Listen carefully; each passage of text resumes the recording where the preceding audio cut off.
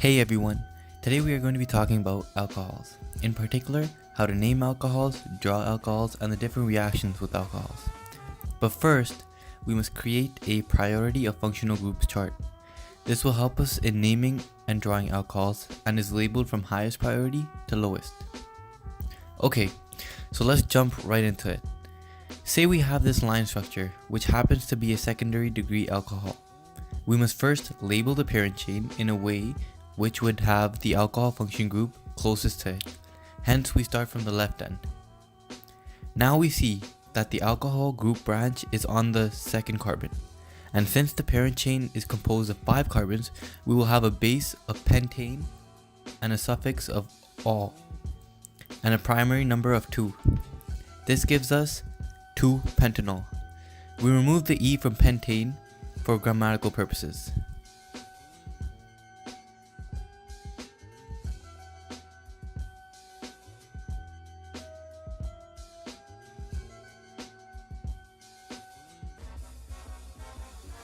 Have you finished working on the structure yet? Well, let's take this up together. Once again, we have to name the parent chain correctly starting from the left. We get a base of pentane, a suffix of -ol, and a primary number of 1. This gives us 1-pentanol. We have a primary number of 1 because our alcohol function group is on the first carbon as we started the parent chain from the left. Let's try one more example. Say we have this line structure.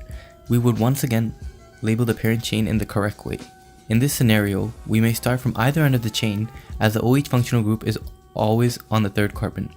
Since we have a methyl group on the third carbon as well, we will have to write the prefix of 3-methyl, then the base of pentane with a suffix of -ol and a primary number of 3. This gives us the name 3-methyl 3-pentanol. The 3-methyl is strictly for the methyl group which is on the third carbon, and the 3-pentanol is for the OH group on the third carbon as well. And the pentane and pentanol is strictly for the parent chain.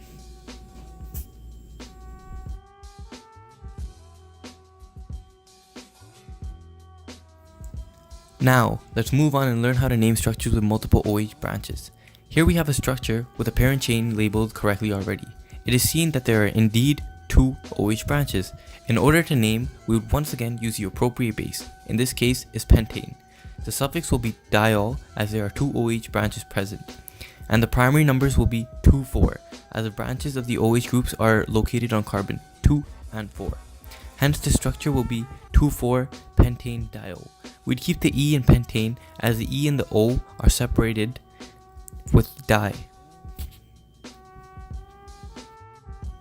Here we have a structure with 3 OH branches and is also correctly labeled. The carbon chain may start from either end of the structure. This is because on carbon 2, 3, and 4 there will always be an OH group from either side of the structure. In order to name this, we must use the base of pentane and a suffix of triol, as there are 3 OH branches present, and the primary numbers will be the carbons where the OH branches are present. So now, I want you to write down the name of the structure and we will take it up.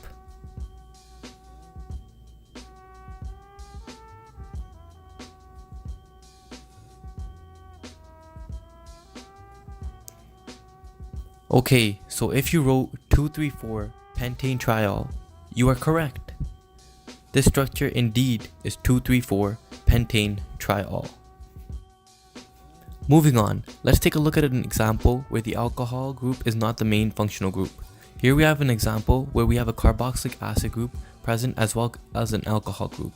As you may see from the functional priority groups, we can tell that the carboxylic acid is of higher priority than the alcohol. We have to remember that if the alcohol is not the main priority, it will be the substituent and not the main. So let's start off by numbering the parent chain appropriately, meaning the chain starts from the right end to the left as the carboxylic acid is present at the right end of the chain. Since the carboxylic acid is higher priority than the alcohol substituent name will be hydroxy, meaning that our primary numbers will define the branch where the alcohol is present. This means we will have a primary number of 3, a prefix of hydroxy, a base name of pentane, and a suffix of oic acid. This tells us that our line structure is 3-hydroxy-pentanoic acid. Moving on, now let's focus on how to draw line structures from a given name. Here we have 3-methyl-2-butanol, and in order to draw this line structure, we must know the base, the suffix, the primary number or numbers, and whether we have any prefixes or branches. We see we have a base of butane, meaning that the parent chain will be composed of 4 carbons. And remember to always label the carbon chain. Since we know we have a methyl branch on carbon 3 from the 3-methyl in the name, and an OH branch on carbon 2 from the 2-butanol in the name, we can easily just now draw/label the branches. And boom, this is how you make a simple but not so simple alcohol from its name.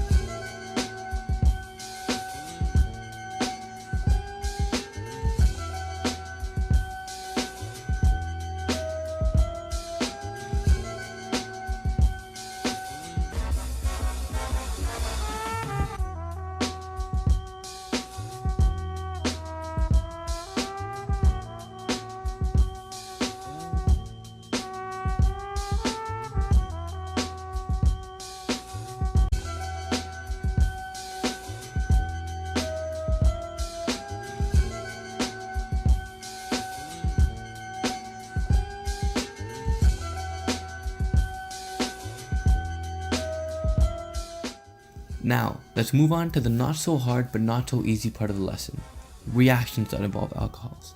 Here, we have a simple addition reaction used to produce an alcohol. In order to produce an alcohol, you must react an alkene with water. This is because the double bond in the alkene will become a branch to a single carbon on the parent chain. This branch can occur to either one of the carbons which is latched onto the double bond. And since water is composed of hydronium ions and hydroxide ions, theoretically, the hydroxide ions will break from the hydronium ions and combine with the new branch to create an alcohol.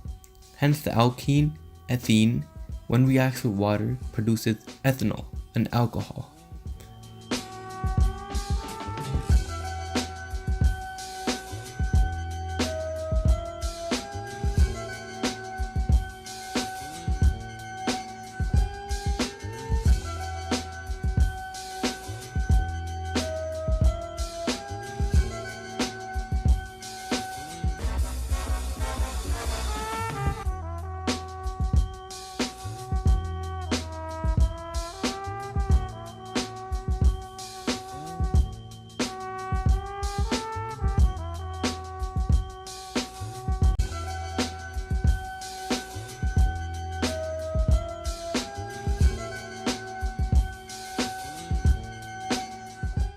Now, let's move on to a substitution reaction. A substitution reaction is much like a single displacement reaction. In this reaction, the line structure's main functional group, the alcohol, is substituted by the negatively charged bromine ions. When this reaction occurs, we have our products to be an alkyl halide structure and water. Hence, the substitution reaction between 1-propanol and hydrobromic acid will produce water and the structure of 1-bromopropane. Tell that the substitution occurs between the OH group from the line structure and the hydrobromic acid. The Br ions replace themselves with the OH functional group, which leaves you with an alkyl halide and water. Now, let's move on to the final set of reactions. Here we have a reaction called the oxidation of a primary alcohol. A primary alcohol is an alcohol that has the OH branch connected to a carbon on the parent chain that is only connected to one other carbon on the parent chain.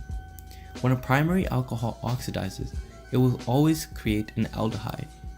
In this example, 1-pentanol oxidizes and its OH functional group is replaced with the oxidization agent, or as seen as a double bond between the oxygen and carbon. Hence, this reaction of 1-pentanol and an oxidizing agent produces 1-pentanal, which is an aldehyde. The last reaction we'll be focusing on is the oxidation of a secondary alcohol. This alcohol is an alcohol that has an OH branch connected to a carbon on the parent chain that is connected to 2 other carbons on the parent chain. When a secondary alcohol oxidizes, it produces a ketone. It has the exact same process as when a primary alcohol oxidizes, though instead of producing an aldehyde, it produces a ketone. Hence, in this example, when 3-pentanol oxidizes, it produces pentanone, which is a ketone.